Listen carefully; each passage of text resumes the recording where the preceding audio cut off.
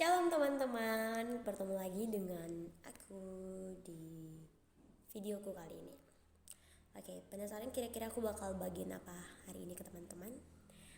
Nah, langsung aja ya. Jadi hari ini di videoku kali ini aku akan bagikan kepada teman-teman beberapa hal terkait sidang online pastinya.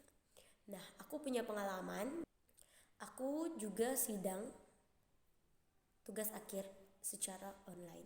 Ya, perasaan yang paling mendominasi sebelum, ketika, dan setelah sidang berakhir. Deg-degan. Pasti banget teman-teman. Aku yakin banget itu perasaan yang gak mungkin gak ada. Pasti deg-degan banget, gugup banget, takut banget, sampai gak bisa tidur. Ya aku gitu teman-teman. Untuk menghilangkan rasa gugup, deg-degan itu gak mungkin ya. Tapi ada beberapa hal yang pengen aku sampaikan kepada teman-teman agar sidang kita dapat berjalan dengan baik. Ya.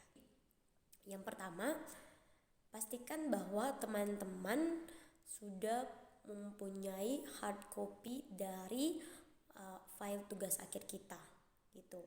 Jadi itu akan memudahkan kita ketika kita mempelajari ya apa isi dari tugas akhir kita gitu. Mulai dari bab 1 sampai bab akhir gitu. Jadi kalau misalkan kita punya pertanyaan-pertanyaan pribadi, maksudnya ketika kita ngebaca kita punya pertanyaan, kita bisa langsung coret-coret gitu di dalam hard copy-nya. Dan siapa tahu juga kan itu bisa jadi pertanyaan dosen penguji kita gitu. Jadi pastikan teman-teman udah siapin hard copy-nya gitu. Lalu yang kedua, teman-teman juga harus memastikan bahwa seragam yang akan kita pakai waktu sidang berlangsung itu dalam keadaan bersih, wangi pastinya, dan jangan lupa disetrika rapi gitu kan. Jadi kita benar-benar dalam hal kostum itu kita udah pede gitu loh. Lalu kalau misalkan teman-teman perlu juga ya, ini khusus untuk cewek yang merias rambut atau menggunakan make up gitu secukupnya, teman-teman juga boleh mempersiapkan itu gitu. Jadi di hari hanya teman-teman nggak repot-repot nih, aduh aku masih harus nyari lipstick warna ini bla bla bla, kan kita buang-buang waktu gitu sebenarnya. Jadi pastikan teman-teman udah siapin itu semua sebelum hari hanya. Lalu yang ketiga juga itu teman-teman pastikan device yang kita butuhkan itu udah ready. Jadi contohnya laptop kita, handphone kita, dan juga kuota internet. Jangan lupa kuota internet itu harus ada gitu, harus cukup, bahkan ya memadai lah gitu ceritanya ya. Jadi kita nggak pusing-pusing banget tiba-tiba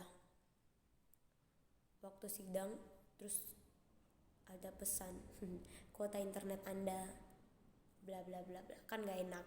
Dan aku nggak bisa bayangin sih gimana kelanjutan sidangnya gitu ya. Jadi pastikan teman-teman siapin laptop, handphone, dan juga kuota internet yang cukup. Lalu kira-kira apa lagi nih? Udah, itu hal teknis.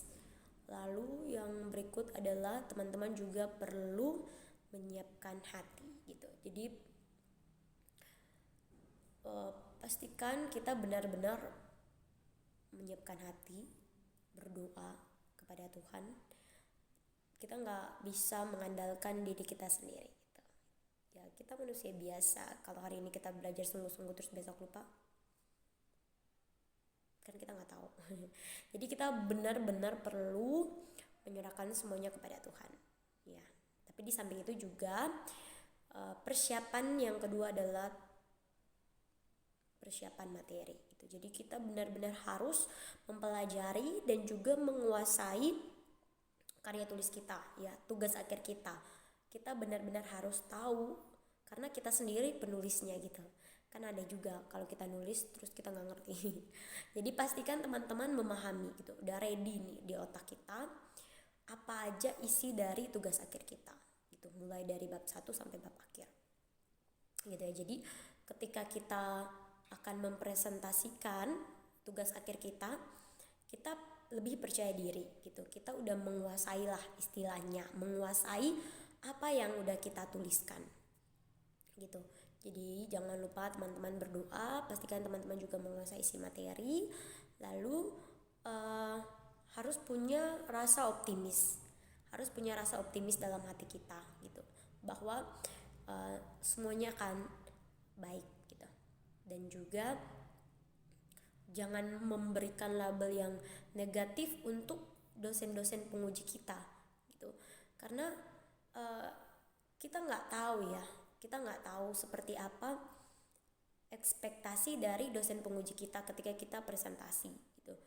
Dan kita juga nggak tahu seperti apa bentuk pertanyaan dari dosen-dosen penguji gitu. Jadi kita harus tetap optimis dan yakin bahwa ya kita nggak mungkin dijatuhkan gitu oleh dosen penguji. Mereka sebenarnya tahu gitu gimana kemampuan kita, dan percayalah bahwa mereka nggak mungkin menguji kita sampai benar-benar kita nggak bisa ngapa-ngapain gitu di sesi sidang itu.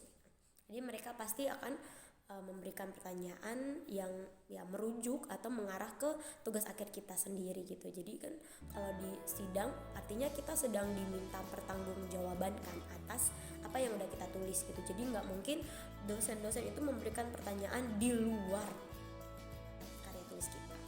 Jadi teman-teman nggak usah pikir waduh dosen aku pasti bakal ngasih pertanyaan yang susah banget ya, yang sulit banget ya, nggak mungkin bisa aku jawab. Kan kita nggak tahu seperti apa gitu. Jadi tetap optimis, pasti bisa gitu. Jadi selamat mempersiapkan diri untuk teman-teman dimanapun dan kapanpun akan mengikuti sidang online ya. Pastikan beberapa informasi yang udah aku sampaikan itu bisa teman-teman pahami dan juga bisa memberkati teman-teman. Oke, sekian dari aku untuk video kali ini, semoga bermanfaat. See you.